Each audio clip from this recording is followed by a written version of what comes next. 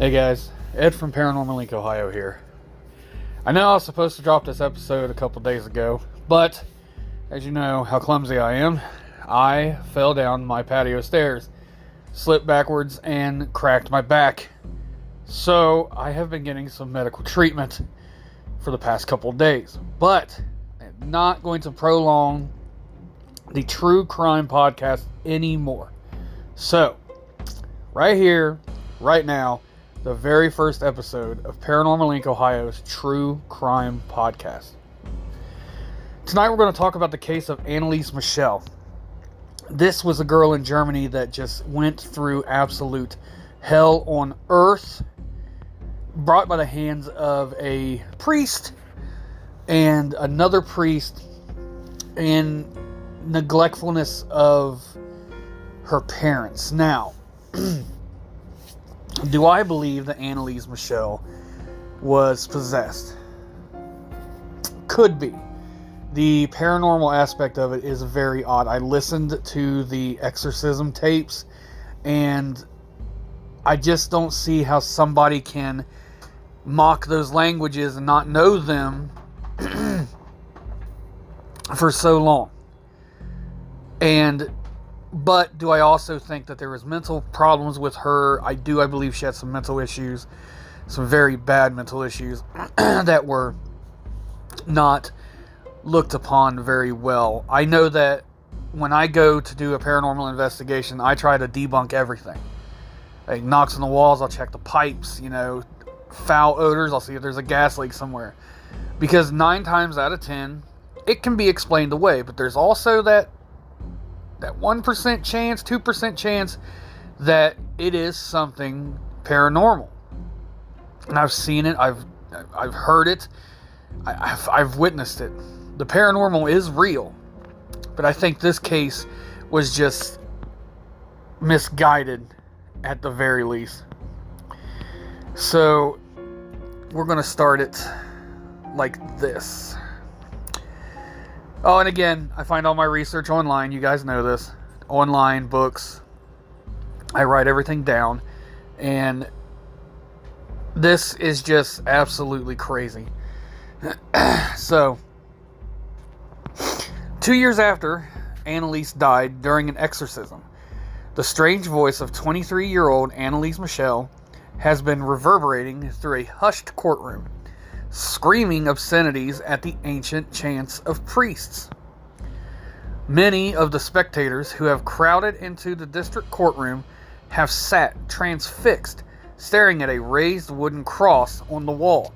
At one point, the dead woman's sister fled the room, sobbing. The bizarre sounds have come from tapes recorded during some 70 visits that 2 Catholic priests made to the Bavarian home of Anneliese Michel. For 11 months preceding her death, July 1st, 1976, they tried to drive away the demons that the woman and her parents and the 2 priests were convinced possessed her. Now the 2 priests and her parents, they're sitting in the defendant's box, as they have since the trial opened March 30th. Charged with negligent homicide, a verdict by the 3-judge panel is expected soon. But no matter how it is decided, the trial, the first of its kind in modern German history, has already raised troubling questions for the church and churchgoers. The exorcism case has special meaning in Bavaria, the largest and southernmost state in Germany, in which 70% of the almost 11 million residents are Catholic. Anneliese Michel, a former student teacher at nearby Würzburg University, was, by all accounts, a deeply religious person, raised by deeply religious parents in the small Bavarian town of Klingenberg, where her father operates a sawmill. As a teenager, she had occasionally psychiatric care and later developed a history of epilepsy, for which she was treated. When after 4 years of medical treatment, her condition and mental depression worsened, she had her parents apparently became convinced that demons or the devil had possessed her. So the family turned to the local church for help and for a cure. The diagnosis that she was possessed was first made by a local parish priest, Father Ernst. 40 years old, he sits in the defendant's box. Next to him sits 67-year-old Father Arnold Rentz, who was appointed by the Bishop of Würzburg to carry out the 364-year-old formal rites of exorcism, the ritual Romanium. 11 months before she died, all medical treatment of Anneliese stopped, and the rites of exorcism were carried out secretly in the bedroom of her parents' home during 1-hour sessions. When she died, Anneliese weighed 68 pounds. The autopsy report said that her death was caused by the malnutrition and dehydration that resulted from almost a year of semi-starvation during the rites. The state prosecutor, after an investigation, said the woman's health could have been prevented. Even 1 week before she died, he charged all 4 defendants with negligent homicide for failing to call a medical doctor.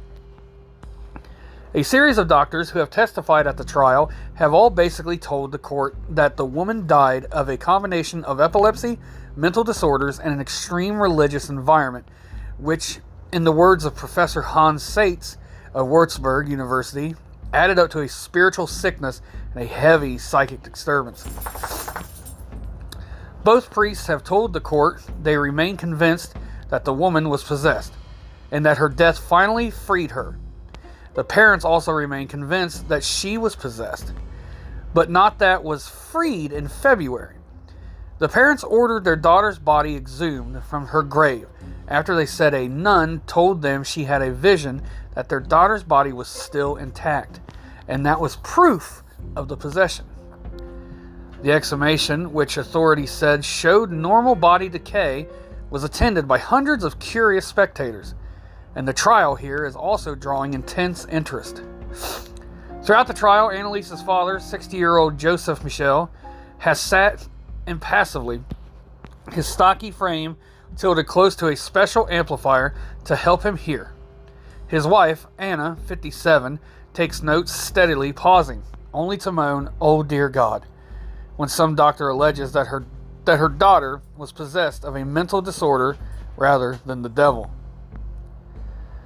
Renz, a specialist in exorcism, presents a commanding figure in his priest's robes, his long gray hair swept straight back and no emotion apparent in his face, who wears dark civilian clothes and has alert, daring eyes, is the one most involved in the proceedings. He seems to let no points go by that conceivably could be challenged. The priests are being defended by church-paid lawyers. The parents are being defended by one of Germany's top lawyers, Frisch Schmidt Leichner, who has also defended numerous persons in Nazi war crime trials. Schmidt Lechner has claimed that not only is exorcism legal, but that the German Constitution protects citizens in the unrestricted exercise of their religious beliefs. Nobody is expected to go to jail. The prosecutor asked that the priests be fined and that the parents be found guilty but not punished, because they have already suffered enough. But the major lingering issues will relate to the church. A not guilty verdict could be seen as opening the gate to more exorcism attempts and possibly unhappy outcomes in an area where a certain amount of superstition still lives. But for the most part, experienced observers believe the effect will be the opposite, that merely bringing charges of negligent homicide against priests and parents will provoke changes and more caution.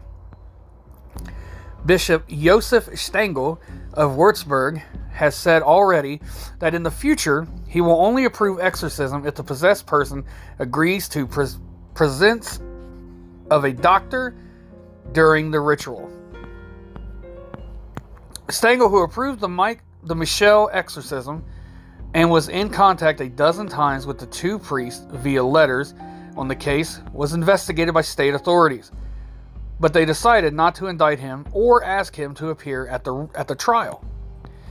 The bishop maintains that his actions were all within church law. There has still been some criticism However, that the court was trying to protect the church hierarchy. The case also leads to a fundamental questions of belief in the devil and who ultimately is behind the use of such ancient rites.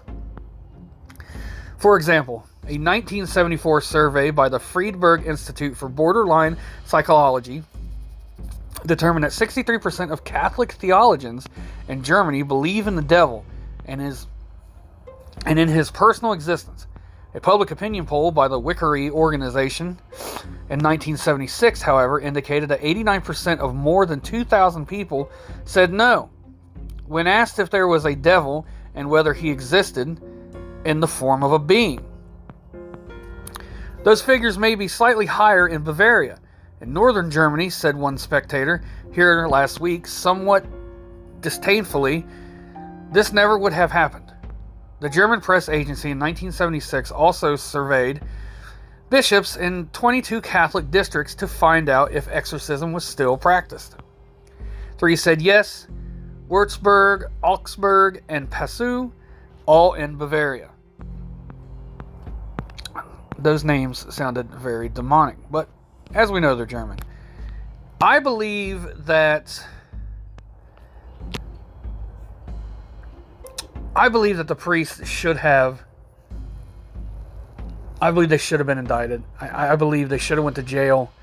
They should have went to prison. So shouldn't the parents, because if you hadn't done enough medical tests to rule out everything, and if she had a history of epilepsy, and she had a history of depression, she had a history of mental illness, and they just let these priests come in and do these exorcisms without feeding her or giving her any water or anything like that. I mean, I get it, she's doing some weird things. Like, she would eat spiders, she would drink her own urine.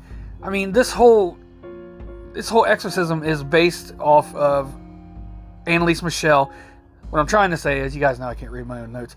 The movie Exorcism of Emily Rose was based on Anneliese Michel, where you see Emily Rose going through all this terrible stuff and how the exorcisms were just tearing her down, and eventually she died. But that Hollywood likes to build up everything and make it look so much better or worse than what it really is. But I listened to the exorcism tapes, and in these tapes I heard something just pure evil coming out of that girl's mouth. Just the voices, the languages, Latin, Aramaic. Aramaic is the dead language of Christ. How did she know all this? Unless she had studied it before. If she has a history of epilepsy and mental illness, they should have looked into that more. But like I said, you have to listen to these exorcism tapes. You have to listen to the exorcism tapes of Anneliese Michel, and you decide for yourself. Do I believe something paranormal was going on? I do. Do I believe the priest took it too far, though, and didn't do enough to test if it was full-blown possession or just something messing around and just took over her? I believe they didn't do their job properly. So, I hope you guys enjoyed the first episode of the True Crime Paranormal Inc. Ohio podcast. It is on the same Paranormal Inc. Ohio podcast channel. And I hope you guys enjoyed it. And you will hear another one. Let's see. Today is...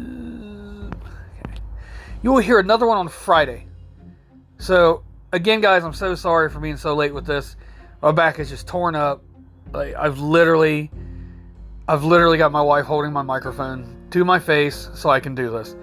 And I just can't keep it from you guys any longer. I can't make you guys wait any longer. So I hope you enjoyed it. Guys, check me out everywhere. Facebook, TikTok, all the podcast formats, YouTube, Instagram, X, all that. I love you guys. Go to paranormalincohio.com to check out all the crystals and sage that we have up for sale to help cleanse your cleansing needs and things you would need to protect yourself. Other than that, guys, I hope you have a great night, and thanks again for coming.